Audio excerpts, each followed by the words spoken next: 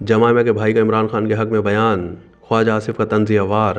वज़ीर दिफा ख्वाजा आसिफ ने बानी पीटीआई इमरान खान की साबिक़ा अहलिया जमायमा गोल्ड स्मिथ के भाई जैक गोल्ड स्मिथ की जानिब से इमरान खान की हिमायत में पोस्ट पर तंज़िया रद्दअमल दे दिया।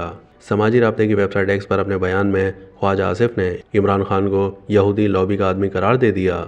वज़ीर दिफा ने जैक गोल्ड स्मिथ के बयान को रीशेयर करते हुए लिखा है कि सेहोनी या इसराइल अपने प्रोजेक्ट को बचाने निकल पड़े।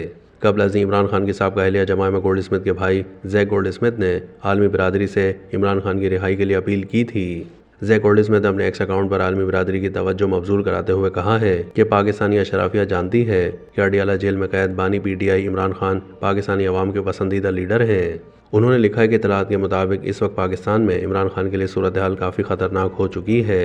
ये लोग इक़्तिदार और ताकत के लिए कुछ भी कर सकते हैं। जमायमा के भाई जैक गोल्ड स्मिथ का मज़ीद कहना था कि इन अनासिर की कोई भी हरकत इमरान खान और पाकिस्तान के लिए ख़तरनाक हो सकती है।